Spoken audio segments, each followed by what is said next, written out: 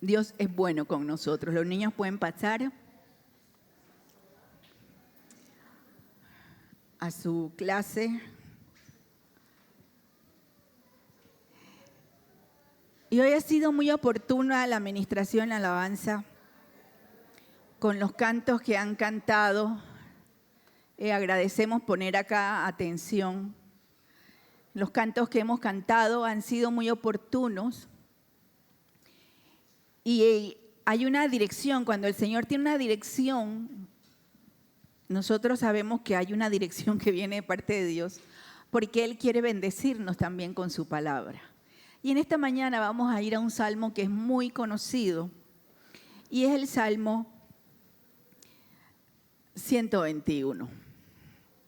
Y el Salmo 121 lo vamos a ir viendo cada pasaje, cada verso, y lo vamos a leer en la Nueva Traducción Viviente, que es la que la mayoría creo que ustedes usan, o la Nueva Versión Internacional. Pero también yo quiero leerlo en la versión favorita de muchas generaciones, que es la Reina Valera del 60. Y yo quiero invitarles a que conozcan la Reina Valera del 60. No se queden solo con las versiones Nueva Traducción Viviente, Nueva Versión Internacional, son buenas y tienen la gran ventaja de que a nosotros es un lenguaje contemporáneo que nosotros entendemos.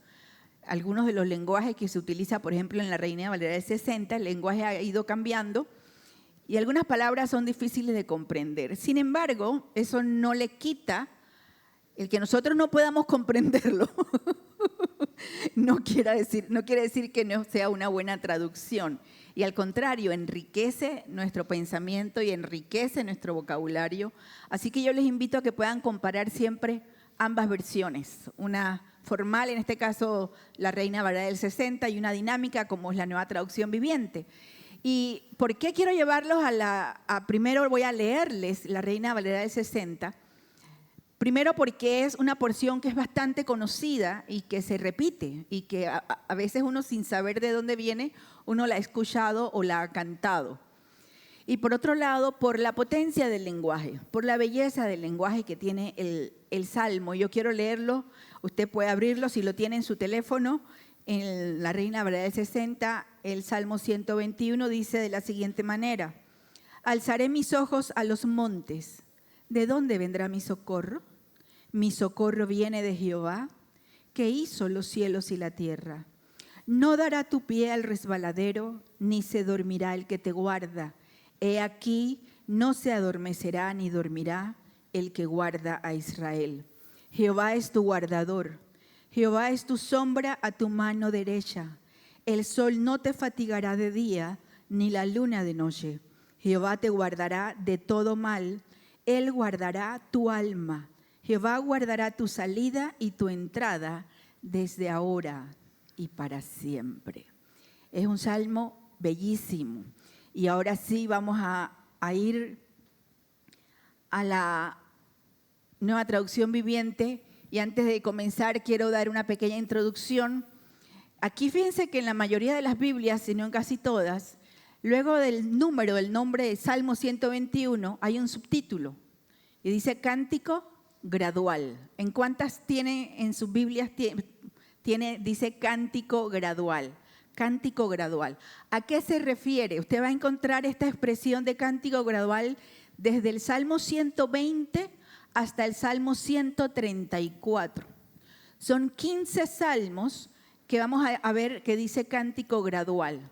Y estos 15 salmos, desde el 120 al 134, son los llamados los salmos de los peregrinos.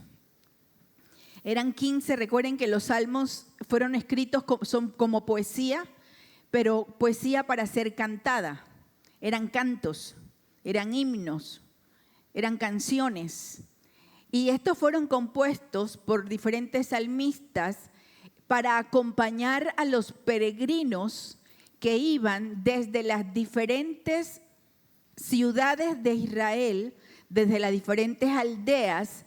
Ellos iban de camino, caminando, los que tenían caballos, mulos, iban de camino hacia Jerusalén.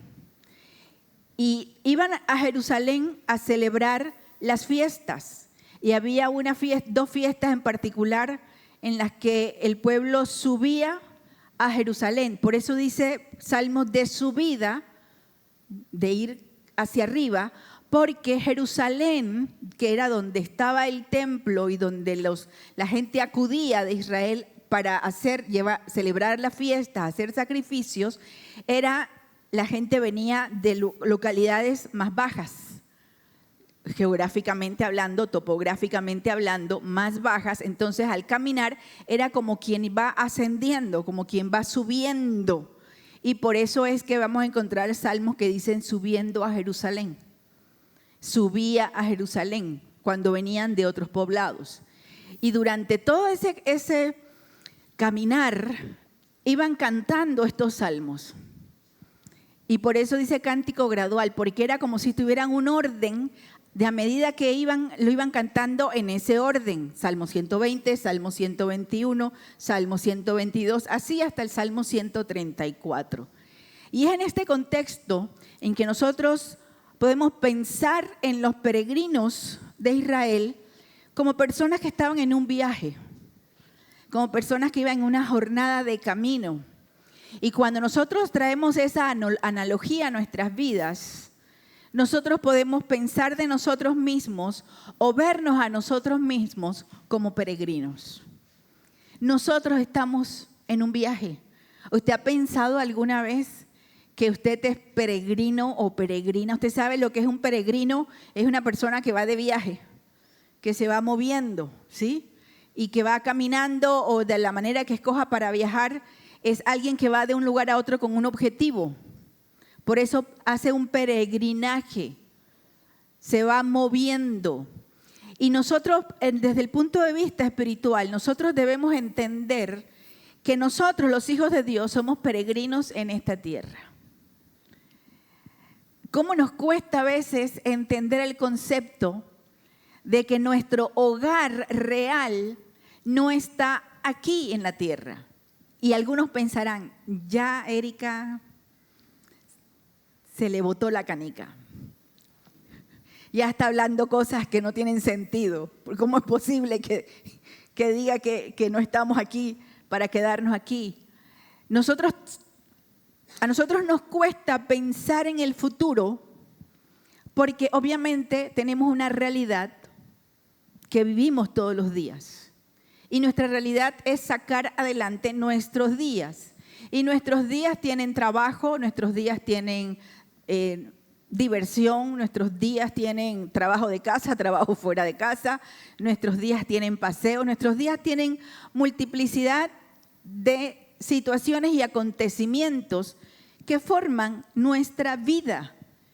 Y nosotros trabajamos para vivir, trabajamos para comer, comemos para vivir. Vivimos para comer. Fíjense que todos terminamos en la comida. Y este sentimiento, esta sensación de que somos totalmente terrenales y que estamos aquí en la tierra, a veces nos cuesta entender el concepto que dice Filipenses, que nuestra ciudadanía, dice el apóstol Pablo, está en los cielos.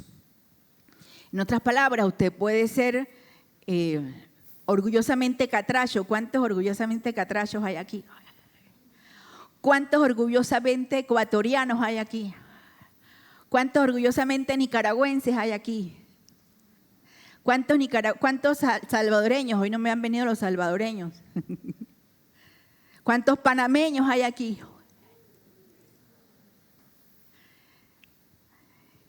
Y nosotros pensamos o tenemos esta sensación de que esa es mi tierra, esta es mi tierra, aquella donde nací, y por eso es que soy ciudadano de un país donde yo nací. Pero una vez que nosotros conocemos al Señor, vamos entendiendo que el Señor nos creó no solo para vivir en esta tierra, sino que Él pagó el precio en la cruz del Calvario para que nosotros tengamos vida eterna. Y la vida eterna no es para vivirla aquí.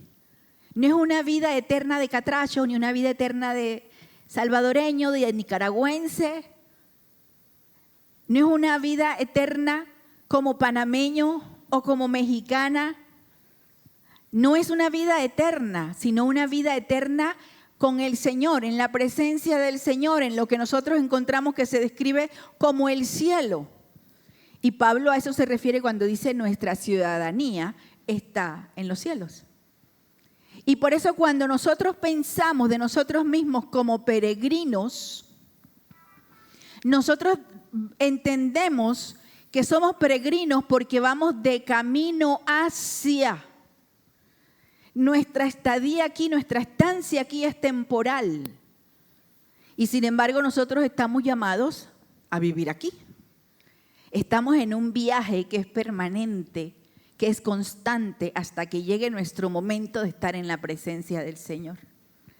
Entonces, ¿qué hacemos aquí? ¿Qué cantaban esos peregrinos? Que iban de viaje y que se iban moviendo. Y nosotros poder pensar, ¿podemos nosotros cantar como cantaban esos peregrinos? ¿Hay algún tipo de aplicación? Porque nosotros diríamos, yo no estoy subiendo a Jerusalén. Yo no voy a hacer ninguna fiesta a Jerusalén. Yo estoy aquí, esta es mi realidad. No vivo hace miles de años cuando ellos caminaban y subían a Jerusalén. Entonces, ¿tiene alguna aplicación válida para nuestro presente como hijos de Dios? Una canción como el Salmo 121. Y fíjense que digo aplicación para los creyentes, para los que conocen al Señor, para los que han puesto su confianza en Dios, porque usted y yo habremos conocido personas que tienen este salmo o el Salmo 91 o el Salmo 23 abiertos en su casa como si fuera un amuleto. Como que al tener la Biblia, no tienen una relación personal con Dios, no conocen al Señor, no entienden nada de lo que tiene que ver con Dios, pero han aprendido de alguna manera porque lo han ido, esto se contagia, se aprende, se comunica, que de alguna manera si tú abres ese libro en esto y lo pones en tu casa abierta, vas a tener protección como si fuera un amuleto. Pero es una gran pérdida de tiempo. Los que subían a Jerusalén y cantaban esta canción eran aquellos que iban a celebrar a Dios, aquellos que tenían una relación personal con Dios, con su Dios, era el Dios de Israel. Por eso nosotros cuando decimos, podemos cantar nosotros esta canción el día de hoy, lo primero que nosotros debemos preguntarnos es, ¿tengo yo una relación personal con Dios? ¿Puedo yo aplicar o tiene una aplicación esta canción en mi vida? Y partiendo de esta pregunta que cada uno de nosotros debe responder individualmente, ¿y cómo se tiene una relación personal con Dios? Entregándole la vida a Jesucristo, pidiéndole perdón por los pecados y diciéndole, sé tú mi Señor y mi Salvador. Así se comienza una relación con Dios. Es gratis, pero no es barato. Al Señor le costó la vida en la cruz. Ahora bien, vamos a ir viendo este salmo que solo son 8 versos y está en el idioma original que es en hebreo, está separado en 2 porciones, del 1 al 4 y luego del 5 al 8. Y forman como 2 cuartetos así bien interesantes que contienen toda la información y ha sido escrito como con la cadencia de alguien que va avanzando en el camino. Y vamos a ver por qué decimos esto. Y vamos a ir viendo por separado cada porción. Y esto nos va a funcionar muy, muy bien. Pero me le dieron antes de tiempo. Vamos a ir leyendo. No está bien. Ya había llegado ahí. Dice en la Nueva Traducción Viviente, a las montañas levanto mis ojos. ¿De dónde ha de venir mi ayuda? Mi ayuda proviene del Señor que hizo el cielo y la tierra. Ahora, cuando nosotros comenzamos a leer a las montañas, levanto mis ojos. Leíamos en la Reina Valera del 60, levantaré mis ojos a los montes. Y hay diferentes versiones de qué es lo que quería decir el peregrino o el salmista Recuerden, él va de camino a Jerusalén. Y lo primero que hace es mostrar que en su camino, él dice, levanto mis ojos, veo las montañas. Y hay probablemente unas dos explicaciones para esta porción. Por un lado, las montañas eran lugares en donde había mucho peligro.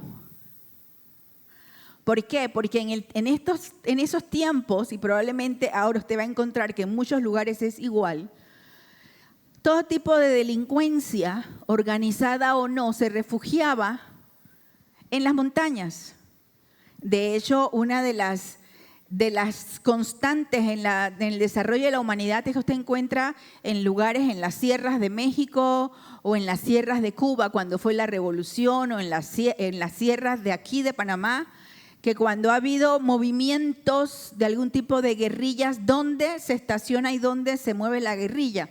¿Dónde se esconde? En las montañas. Y esa no era la excepción, así pasaba en el tiempo de Israel. Cuando los peregrinos iban subiendo, parte de la preocupación, aparte de que el camino era largo, es que podía haber peligros.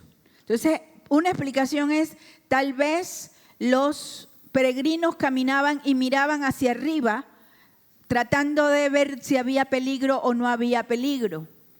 Otra explicación puede ser que en el tiempo de Israel, uno de los graves problemas que había era la idolatría. Y se erigían lugares que usted va a encontrar en la Biblia que se llama lugares altos o altares en las colinas, en donde se establecían pequeños altares en diferentes lugares en las montañas para adorar dioses paganos. Eran los lugares altos. Entonces, cuando el salmista expresa que el peregrino va y dice, a las montañas levanto mis ojos, él hace una pausa y se hace una pregunta. Y es una pregunta del pensamiento, es una pregunta acorde a su situación. Él dice, ¿de dónde ha de venir mi ayuda? Yo voy caminando, miro a las montañas, ¿habrá peligro? ¿Habrá una situación que pueda ser complicada? ¿A dónde? ¿De dónde vendrá mi ayuda? ¿Será que puede venir mi ayuda si yo subo a las montañas, a esos lugares altos donde hay altares a otros dioses y yo pueda ir y presentar algún tipo de ofrenda para ver si alguno de esos dioses me guarda en el camino? El salmista se hace una pregunta, ¿de dónde ha de venir mi ayuda? Y luego él se contesta con una especie de diálogo interior o de monólogo interior. Él se contesta y él dice, mi ayuda proviene del Señor, que hizo los cielos y la tierra, que hizo el cielo y la tierra. ¿Qué está diciendo aquí el salmista? Yo no tengo que buscar mi ayuda o mi refugio o mi protección o mi consuelo o cuidarme del peligro de las montañas, porque a mí me ayuda el Señor que hizo las montañas, que está por encima de las montañas, el creador de todas las cosas. Él es mi ayudador.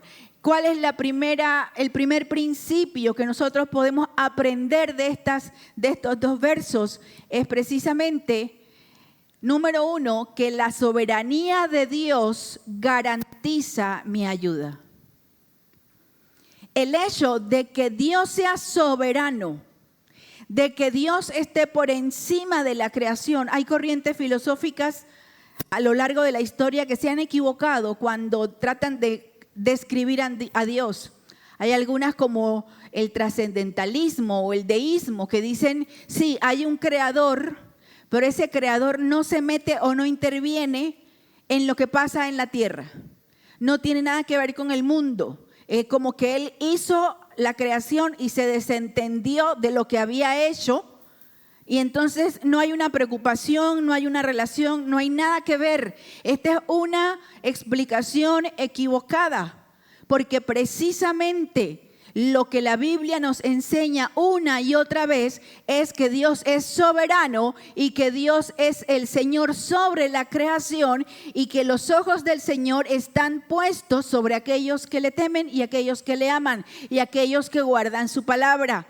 Dios es soberano. Dios tiene control sobre todas las cosas. Nunca te sientas indefenso o indefensa, ni te sientas víctima, ni sientas que hay otros que tienen control sobre tu vida, sobre tu trabajo, sobre tu familia, sobre tus relaciones personales, sobre tu salud. Nunca pienses que hay otros que te gobiernan, que te dominan, que son los que determinan tu destino. Recuerda que Dios es soberano sobre todas las cosas. Y si Dios es soberano sobre todas las cosas, no son las montañas, no es de la montaña, no es desde lo alto, no es desde el gobierno, no es desde mi sabiduría, no es de mi inteligencia o mi habilidad empresarial, de donde va a venir mi ayuda. Dice, mi socorro viene de Jehová, que hizo los cielos y la tierra. Mi ayuda viene del Señor. Dios es soberano sobre la creación. Y Dios no está alejado de su creación. ¿Usted cree que Dios no sabe todo lo que acontece en todo el mundo? Y hay quienes viven con miedo de lo que pueda pasar y que dicen, bueno, y ahora que Trump está amenazando al canal de Panamá, y ahora que está pasando tal cosa, y ahora que Rusia dice que no se va a detener en Ucrania, y ahora que estamos viendo todo lo que está sucediendo en el mundo y lo que se anuncia como crisis económicas. Y una de las cosas que nosotros debemos aprender sí es a ser prudentes, a tener cuidado cómo administramos nuestras cosas, a ahorrar un poquito, no se lo gaste todo, ¿sí? Cómpreme un regalo y después se lo gasta. Por cualquier cosa, ¿no? Que no digan que soy tan extremista. Uno tiene que ser prudente con lo que Dios le ha dado. Uno tiene que cuidar, pero una cosa es ser buen administrador y una cosa es ser prudente. Y otra cosa es vivir con miedo por lo que pueda pasar, pensando en que todo lo que pasa en el mundo tiene control sobre mí. Y hay quien me dirá, pero qué ingenua eres, porque sí nos afecta. Sí, te puede afectar, pero tu vida está segura en las manos de Dios, porque Dios es soberano. Y Él te cuida. Él dice, ¿de dónde vendrá mi ayuda? ¿De dónde viene mi ayuda? ¿Cómo recibiré ayuda en momentos de necesidad, en momentos de angustia, en situaciones en las que pierdo el control? ¿De dónde vendrá mi ayuda? El salmista se responde y dice, mi ayuda viene del Señor. ¿Qué garantiza ayuda para tu vida? Que Dios es soberano. Es cuando nos acerquemos a Dios en oración, una de las cosas que nosotros podemos decirle, Señor, gracias que eres soberano y tienes control sobre todas las cosas. Ayúdame a no tener miedo, a no pensar que mi economía, mi sustento, mi trabajo, mi familia está en mis manos o en manos de los gobiernos, en manos de las situaciones o en manos de las situaciones que tienen que ver con los desastres naturales. Que nada nos llene de temor porque Dios es soberano. Y Él tiene cuidado de nosotros. Es interesante, el verbo que más se repite en este salmo, en el hebreo, es el verbo 6 veces, en 8 versos, de diferentes maneras, el verbo guardar, que significa cuidar o proteger. Y aquí, en esta versión, utiliza el cuidar. Y el énfasis del salmista, recuerden, él va caminando en su peregrinaje, y él va reconociendo que quien le cuida, quien le guarda es Dios, que hizo los cielos y la tierra y que es soberano. Sigue diciendo el Salmo, no permitirá que tu pie resbale, jamás duerme el que te cuida, jamás duerme ni se adormece el que cuida de Israel. ¿Cuál es la figura aquí de este como viaje en movimiento? El peregrino va caminando Y en el caminar, que era un caminar de muchos días, podía pasar varias cosas. Podían pasar que resbalara, que cayera, que tropezara. Podía pasar que tuviera un accidente. Podía pasar, o pasaba de hecho, que tenía que tomar tiempos para dormir y descansar. Y él dice que en medio de sus situaciones del viaje, y apliquémonos a nuestra vida, a nuestro viaje de la vida, hay momentos en que nosotros estamos en peligro de resbalar, de fracasar, de caer. No quiero que levanten las manos, pero ¿cuántos hemos caído? ¿Cuántos hemos fracasado? ¿Cuántas veces hemos tomado decisiones que en lugar de ayudarnos a salir adelante, han significado para nosotros un retraso en la vida y en el caminar? Porque somos humanos, porque estamos expuestos a nuestras propias falencias, a nuestras carencias, a nuestras decisiones inoportunas, a nuestras malas decisiones. Estamos expuestos a caer en cualquier momento. Y sin embargo, el salmista, en este viaje en el cual comienza él a reconocer que su ayuda viene de Dios, él dice que Dios no permitirá que su pie resbale. ¿Por qué? Porque dice que Él nunca se duerme. ¿Sabes cuál es la idea? La idea es de un vigilante, de un guardaespaldas, de alguien que está guardando el camino y que te dice, duerme, que yo te cuido. Descansa, que yo te cuido. Quédate ahí tranquilo que yo voy a ver el camino, a ver qué pasa. Nada se va a acercar a ti. Descansa.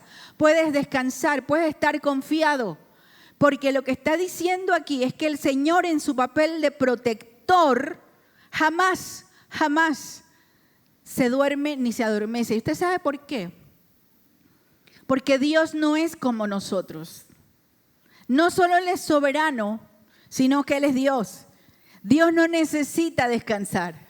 Dios no necesita dormir. Dios no necesita recuperar fuerzas. Dios puede cuidarnos a todos, porque a veces esa era una pregunta que yo me hacía hasta de niña. Yo decía, pero bueno, ¿cómo es que Dios me está cuidando a mí aquí? Y a mi papá allá, y a mi mamá allá, y a mi hermano allá, y al hermano tal allá. ¿Cómo? ¿Y cómo oramos y que sí que Dios cuida a los hermanos que están en la India, y los que están allá y los que... ¿Cómo puede ser?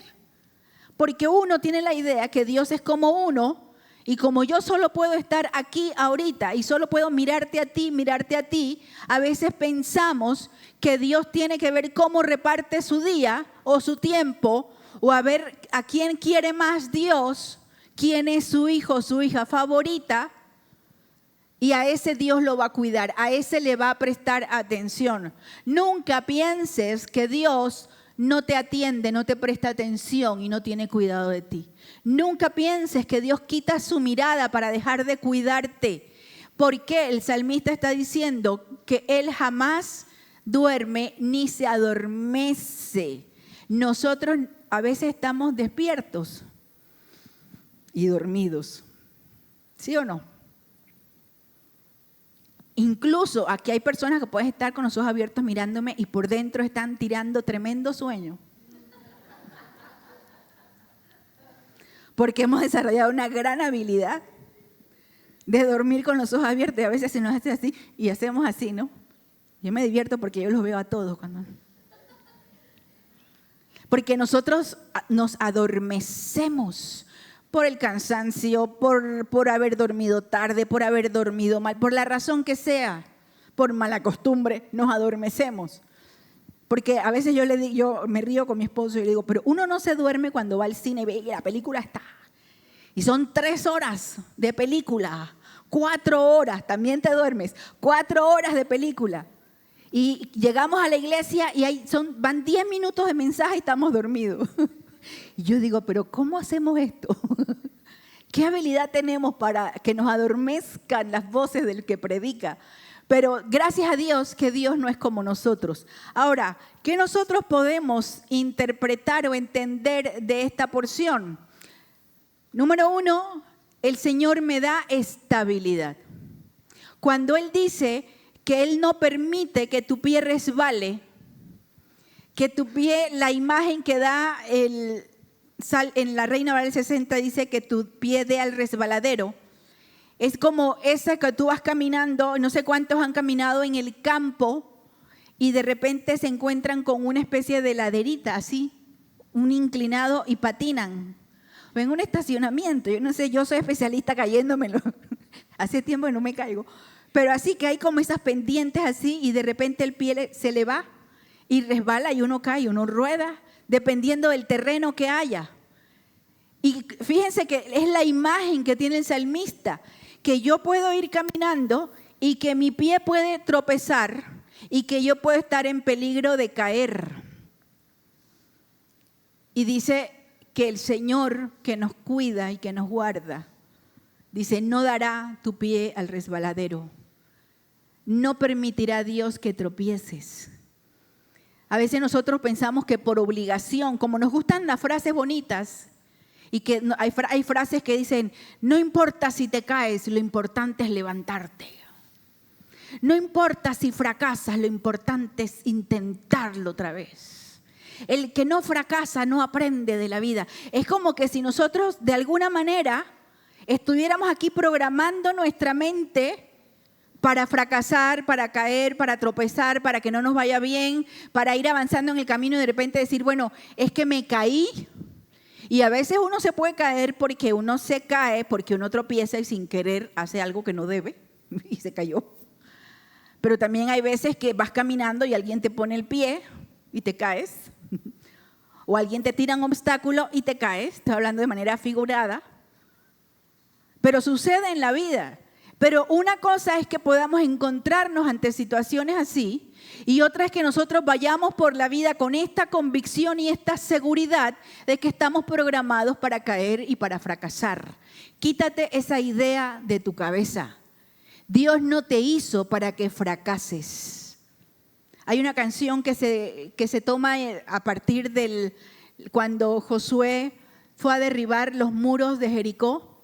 A veces nosotros le hemos cantado, es de aquellos años 80, 90, Pastor Daniel, que dice, Dios no nos trajo hasta aquí te conozco, Dios no nos trajo hasta aquí para volver atrás. Se nos trajo aquí, ¿para qué? Para poseer la tierra que Él nos dio. Entonces, Dios no te salvó. Primero, Dios no te hizo nacer para que fracases.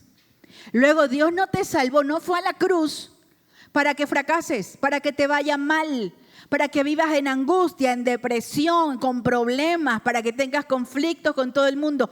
Que los demás tengan conflicto contigo, pero tú no tengas conflicto con nadie. Dios no te hizo, no te creó para que te caigas y fracases. Dice el salmista, no permitirá que mi pie resbale porque Dios me da estabilidad. Porque Él está conmigo para cuidarme, porque Él no se duerme. Él está pendiente de mí. Él cuida mi vida. Quítate la idea de la cabeza. Hay quienes cometieron algún error en su adolescencia o en su juventud y piensan que ese error los va a marcar toda la vida. Y hay diferentes tipos de errores que marcan para toda la vida. Puede ser algo que te hicieron o algo que hiciste. Una decisión equivocada que tomaste. Una relación en tu vida que fracasó. Entonces hay gente que tiene miedo de vivir porque dice, ya fracasé, esto me marcó, se va a seguir repitiendo, ya yo no tengo remedio. Ningún creyente puede pensar así porque estaríamos negando el poder de la gracia de Dios. Porque Dios no te hizo para fracasar. Dios no te creó para que te cayeras, para que tu pie resbalara. Dios con su obra, con su cuidado está contigo para darte estabilidad. Para que aprendamos cuándo es momento de correr y cuándo es momento de caminar. Cuándo es momento de usar tacones y cuándo les voy a contar una infidencia mía bastante cercana. Hace unos meses casé a la hermana de Wendy. Entonces yo no me pongo tacones así, no me han visto, los usé toda mi vida, ¿no? Esos tacones así como yo soy chiquita, yo me sentía siempre, ¿no? Y andaba con tacones así, de los que usan muchas de ustedes, todo el día, todos los días, en la clínica, en la universidad, todos los días. Pero dejé de hacerlo por cuestiones de salud. Y para esa boda, yo me fui y me compré unos zapatos. Con aquellos tacones. De esos que uno ve en los pies de otras, dices, qué belleza de zapato. Y yo fui y me compré mi par de zapatos. Claro, tú te pruebas un par de zapatos en la tienda de mañana, con el pie tranquilito, caminas sobre la alfombrita, haces así, das tu vuelta de modelo, te ves el pie en el espejo, caminas, das tu vuelta de modelo y dices, perfecto. Así es que yo compré mis zapatos y me fui para la boda. Pero yo me conozco, entonces yo llevé otros zapatos de los de siempre en una bolsita. Yo llegué a la boda, yo no me había bajado del carro cuando ya no podía caminar. Así. Yo no sé cómo no se dieron cuenta porque el Señor es bueno conmigo, pero así. Y entonces, claro, cuando uno casa, uno está de pie. Toda la distancia, toda la ceremonia, y yo paradita, ¿no? Muy formal, pero los pies me hacían así. Apenas dijimos amén y se terminó la ceremonia, yo fui corriendo, Guillermo, y Guillermo sacó los zapatos, los de verdad, de mi bolsa y ya me puse mis zapatos. ¡Ay! Perdí el glamour, pero gané estabilidad. Uno tiene que aprender a caminar en la estabilidad de Dios. Uno tiene que aprender cuándo es momento de andar a prisa en las cosas que estás haciendo, en los trabajos que estás haciendo, en las relaciones que estás formando, y también tiene que aprender cuándo ir despacio. Porque la falta de estabilidad no tiene que ver con la falta de cuidado de Dios. La falta de estabilidad muchas veces tiene que ver con que nosotros no estamos parados como debemos, no nos estamos moviendo como debemos, no estamos haciendo lo que debemos y las cosas no nos salen bien. Y hay quienes dicen, pero bueno, Dios, ¿no dices que tú me das estabilidad? Sí, Dios te da estabilidad para que aprendas a caminar. El peregrino va caminando a Jerusalén, él va subiendo, él no deja de caminar, él no deja de subir, él tiene que cuidar sus pasos, él no puede decir, bueno, como Dios dice que mi pie no se va a resbalar, voy a caminar por aquí, por el borde con los tacones altos, porque Dios dice que no, entonces me voy a caer y voy a decir, Dios, ¿dónde estabas? Uno, aparte de la estabilidad que Dios nos da, tiene que ver con aprender a caminar en lugar seguro donde Dios nos está llevando. Y por otro lado, dice, jamás se duerme ni adormece el que te guarda. ¿Esto a qué me lleva a pensar a mí? A que Dios cuida todos los detalles. No hay detalle de tu vida. Y recuerden, nosotros somos muy limitados, muy finitos. Nosotros a veces ni siquiera entendemos todos los detalles de nuestra propia vida y pensamos que a Dios tampoco. Pensamos que a Dios le interesa si yo voy el domingo, si llego temprano y si llevo ofrenda y canto y levanto la mano. Y que lo demás Dios ya no tiene que ver conmigo. No, Dios cuida todos los detalles de tu vida. Dios cuida a tus hijos. Dios cuida a tus sobrinos, Dios cuida a tus padres, tus hermanos, Dios cuida a tu casa. Cuando nosotros salimos en la mañana los domingos, ahora que no está mi mamá, me hace gracia la oración de mi esposo, porque él va y cierra el gas, las puertas y después, Señor, yo te pido que guardes la casa, guarda de todo peligro, guarda a los perritos y los gatitos. Y me hace gracia, pero al mismo tiempo yo entiendo que es una oración que es correcta, porque Dios cuida todos los detalles de nuestra vida. ¿Qué detalle tú piensas que Dios no está mirando? Dios está mirando. Dios mira tu necesidad económica. Dios mira tu necesidad de relación. Dios mira tu necesidad de fortalecer tu carácter. Dios mira tu necesidad de que tu trabajo sea mejor y más productivo. Dios mira tu necesidad de compañía cuando te sientes en soledad. Dios cuida los detalles de tu vida. Por eso el salmista cuando dijo, ¿de dónde vendrá mi socorro? ¿De dónde viene mi ayuda? Mi ayuda viene del Señor que hizo el cielo y la tierra. La siguiente porción dice, el Señor es quien te cuida. El Señor es tu sombra a tu mano derecha. De día el sol no te hará daño, ni la luna de noche.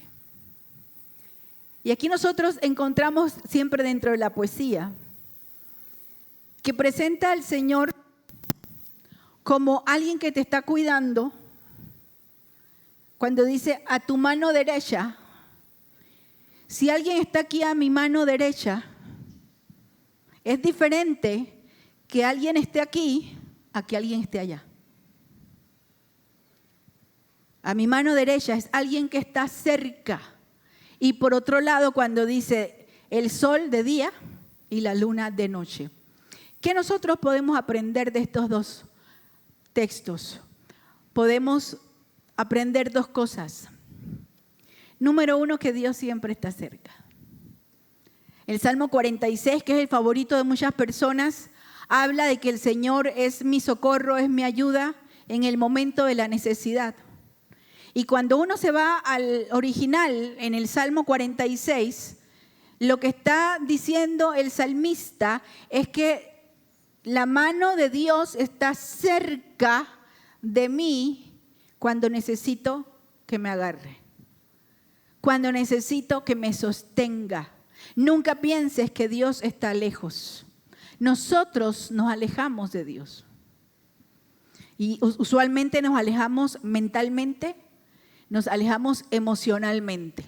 Y tenemos muchas razones, justificaciones para alejarnos de Dios y no nos vamos dando cuenta de que realmente nuestra relación con Dios la comenzamos a marcar de acuerdo a nuestra manera de ser, a nuestra personalidad y a nuestra voluntad.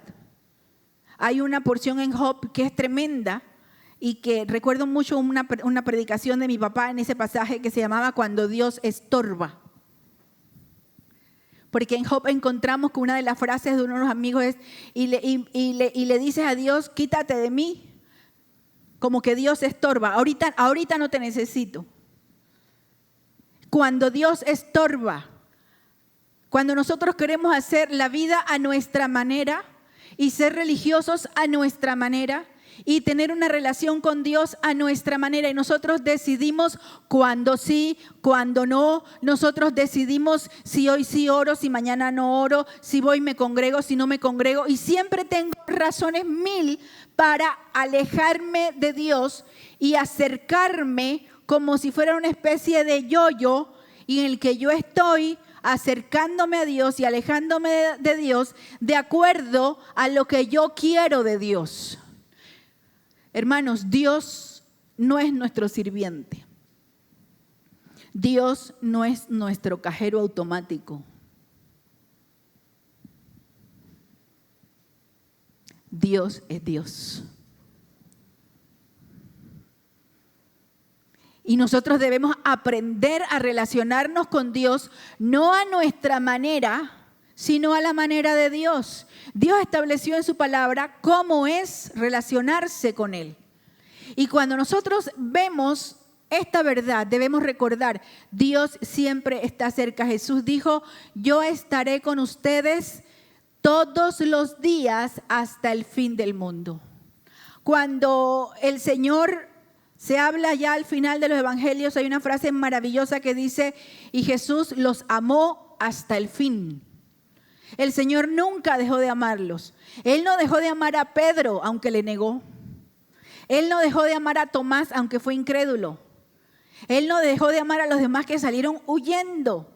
Que la noche anterior habían estado con él. Sí, vamos a estar contigo donde quiera que te lleven, donde quiera que tú vayas, te vamos a seguir, porque tú eres y decimos en Honduras, casaca, casaca, casaca. Es como decir, estamos hablando nada. Y ellos hablaron nada. Ellos, sí, yo voy a estar contigo, yo te voy a seguir. Pedro dijo, nunca te voy a dejar solo, nunca te voy a negar. Y llegado el momento, Pedro salió corriendo, los demás salieron corriendo. Pedro hasta maldijo. Tomás no se sabía nada de ellos, nada. Las valientes fueron las mujeres que se quedaron hasta el fin. Mensaje feminista no pedido. Y fíjense que a pesar de todo eso, a pesar de sus comportamientos, a pesar del fracaso, el Señor lo siguió amando. Y cuando fue anunciado el nacimiento de Jesús, se dijo, y llamará su nombre Emmanuel, que significa Dios con nosotros. Dios está cerca. No te alejes de Dios. No luches contra Dios. Si Dios te está dando una dirección clara para tu vida, acerca de algo que tienes que hacer, no te alejes, no tengas pretextos, no encuentres fórmulas para decir, bueno, es que Dios sabe. Yo siempre recurro a eso porque es la frase favorita, es que Dios sabe. Sí, Dios sabe que estamos inventando cosas y que nos alejamos. Y por otro lado, ¿qué más me dice esa porción? Que Dios nos guarda de enemigos que no podemos enfrentar solos. ¿De dónde saco esta idea? De la idea de que Él los va a guardar, dice, el sol no te fatigará de día, ni la luna te hará daño de noche. El sol y la luna eran dos elementos que el peregrino no podía controlar. No podía hacer nada en contra de la fuerza de los rayos del sol, del calor del sol. No podía hacer nada en cuanto a cómo se moviera la luna para dejar de alumbrar o estar alumbrando. No tenía ningún control sobre esos elementos. Y sin embargo el Señor le dice, el sol no te va a hacer daño, la luna no te va a hacer daño. También algunos ven en esto debido a que en muchas de las culturas, iba a decir antiguas, pero hoy día total, ¿te has visto por ahí unos dibujitos que salen el sol y la luna? No se ponga a estudiar, ¿no? Pero para que usted se dé cuenta, hay muchos de estos símbolos que tienen ahora un uso y un significado pagano. Un uso en ocultismo. Muchos de los rituales de toda la vida que tienen que ver con el ocultismo, tienen que ver, número uno, con la adoración al sol. En todas las culturas, en Egipto, en los caldeos, los babilonios, se adoraban al sol.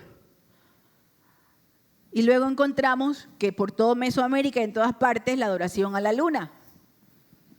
Entonces, una de los comentaristas dice, posiblemente aquí hay un significado aún más allá, no solamente de que Dios les guarda o los protege de los daños que puedan hacerle estar expuesto a los elementos, sino también aquellos enemigos que son enemigos espirituales que uno no puede ver y que uno solo no puede enfrentar. Dice el apóstol en el Nuevo Testamento que nuestro enemigo, el diablo, anda como un león rugiente buscando a quien devorar. Y eso no son cuentos chinos, ni cuentos de niños, ni las 1001 noches. Es palabra de Dios. Y Él dice, anda como león rugiente buscando a quien devorar. Y luego dice también que hay que ponerse sobrios para mantenerse firmes en Dios, dice, y el diablo huirá de vosotros. Y no te dice, agárrate a puñetes con el diablo. Busca un bate de béisbol y dale en la cabeza. Porque es un enemigo que nosotros no podemos controlar. Nosotros no podemos derrotar, pero gracias sean dadas a nuestro Señor Jesucristo, que Él venció a la muerte, Él derrotó a la muerte, Él vino y aplastó la cabeza de Satanás y el enemigo está puesto bajo sus pies y no tiene ningún poder sobre su iglesia, sobre el pueblo del Señor. ¿Por qué? Porque el Señor es el que tiene poder para cuidarnos de aquellos enemigos que nosotros no podemos enfrentar. No vayas con miedo. Recuerdo una ocasión en la clínica que me llegó una persona y no era una persona que tenía un diagnóstico de psicosis ni nada, sino que tenía una idea equivocada del mundo espiritual. Y me decía, ¿sabe, licenciada, que hay unas moscas espías? Pero ella no era psicótica, ella no tenía problemas de psicosis. Moscas espías, que son demonios, que son moscas espías, y que Satanás me las ha mandado, y cuando llegan a la casa yo sé que son las moscas espías. Yo no sé si había moscas espías endemoniadas. La discusión para mí no era esa. Para mí la discusión es que ya sea que te mande moscas, te mande personas con cara bonita, ya sea que te ponga situaciones en las que vas a tropezar, ya sea que haya una cantidad de brujos en contra tuya, ese es problema del diablo. Él no tiene poder sobre ti. No tienes por qué vivir con miedo de lo que te pueda hacer, porque el Señor está contigo. Nosotros cantábamos, mi Dios es fuerte, mi Dios es grande. Y si Él está conmigo, ¿quién puede contra mí? ¿Quién puede detenerme? ¿Quién puede derrotarme? Nadie, porque el Señor, nuestro guardador, Él nos guarda de enemigos que nosotros no podemos enfrentar solos. No tengas miedo, porque el Señor que está contigo es mayor que aquel que está en el mundo. No tengas miedo. No estés pendiente de si será. No, vive para Dios. El Señor tiene cuidado de ti. Y por último, dice el salmista, el Señor te cuidará de todo mal. Guardará tu vida. El Señor cuidará tu salida y tu entrada desde ahora y para siempre. ¿Qué nos dice a nosotros esta porción? Bien sencillo, que la ayuda del Señor abarca todo. Esta es una expresión que en la gramática hebrea significa, es una expresión inclusiva, que incluye, es como que si tuvieras dos paréntesis y todo lo que está aquí. Entonces por eso el salmista pone los dos extremos, guardará tu salida y guardará tu entrada. El Señor te va a guardar en todos los extremos de la vida.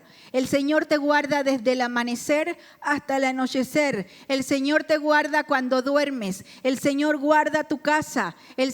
La ayuda del Señor abarca todo lo que tiene que ver contigo. Es completamente inclusiva. Dice, el Señor te guardará de todo mal, no de algún mal. Por eso Pablo podía utilizar las expresiones totalitarias cuando decía todo lo puedo en Cristo. Son expresiones absolutas. Todo. Él no dice puedo algunas cosas. Él dice todo lo puedo en Cristo. Pablo en Romanos 8:28, uno de los textos favoritos de muchos, dice, ¿qué dice? ¿Qué dice? Todas las cosas ayudan a bien a aquellos que aman a Dios, aquellos conforme a su voluntad son llamados. Todas las cosas ayudan para bien. No dice algunas cosas. Lo que sucede es que nosotros, claro, en nuestras emociones, nuestros sentimientos, nuestra capacidad limitada y nuestro mundo limitado, pensamos cuando nos sobreviene un problema, cuando nos sobreviene una tragedia, cuando nos sobreviene una dificultad, una enfermedad, decimos, pero ¿cómo es posible que alguien pueda pensar que esto pueda servir para algo? que esto pueda ser para bien de algo. Y sin embargo, Pablo dice, todas las cosas. La ayuda del Señor es absoluta y es inclusiva.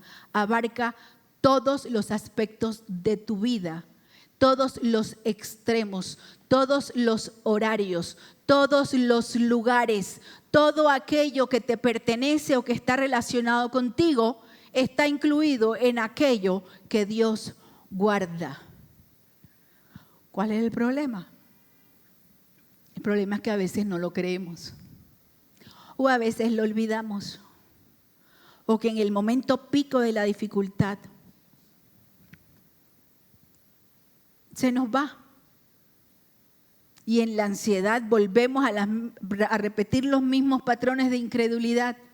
Y de repente el domingo escuchamos una predicación o en la semana y decimos, sí Señor, gracias porque tú estás conmigo. Y al día siguiente alguien me roba en la calle y digo, bueno, Dios ya me dejó, ¿cómo es posible? Que no sé qué, y esto era la plata que tenía para qué. ¿Cómo nos cuesta a nosotros recordar las promesas de Dios y creer en las promesas de Dios? Y creer que si dice que todas las cosas ayudarán para bien, creer que yo no sé cómo, esa situación no sé cómo se va a convertir en algo bueno o va a tener un resultado o una consecuencia o un efecto positivo. Sin embargo, si Dios lo dice, tenemos que aprender a caminar por la fe creyéndole al Señor. El salmista escribió, alzaré mis ojos a los montes. ¿De dónde vendrá mi socorro? Mi socorro viene de Jehová que hizo los cielos y la tierra. No dará tu pie al resbaladero, ni se dormirá el que te guarda. He aquí no se adormecerá ni dormirá el que guarda a Israel. Jehová es tu guardador. Jehová es tu sombra a tu mano derecha. El sol no te fatigará de día, ni la luna de noche. Jehová te guardará de todo mal. Él guardará tu alma. Jehová guardará tu salida y tu entrada, desde ahora y para siempre. Señor, te damos gracias, porque tu palabra es siempre no solo como un manantial de agua que nos bendice, sino que tu palabra es como esa espada de dos filos que entra en lo más profundo de nuestra alma, de nuestro espíritu, y nos forma. Quita de nosotros aquello que no necesitamos y aquello que no te agrada, y nos ayuda a creer en ti. Señor, aquí estamos, terminando el primer mes de este nuevo año. Y hasta aquí hemos visto tu mano. Hasta aquí nos has ayudado. Señor, pero queremos pedirte que a medida que los días pasan, nosotros podamos entender que nosotros somos peregrinos. Estamos caminando hacia la eternidad. Nuestra vida aquí es un viaje, Señor. Pero en ese viaje tú has prometido estar con nosotros. En este viaje tú eres nuestro guardador, tú eres nuestro protector. Tú das estabilidad a nuestros pasos y nos ayudas para no caer. Señor, ayúdanos a creerlo, a confiar en ti, a vivir para ti. Yo te invito a que te pongas de pie y cantemos al Señor esta alabanza. Y que puedas decirle al Señor que esa sea una realidad en tu vida. Temprano yo te buscaré.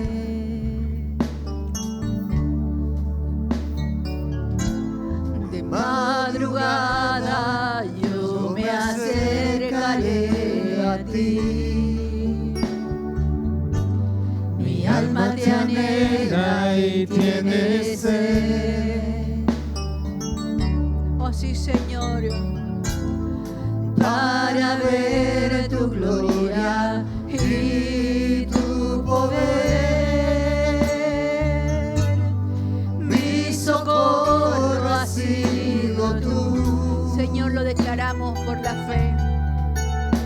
en la sombra de tus alas, yo me gozaré.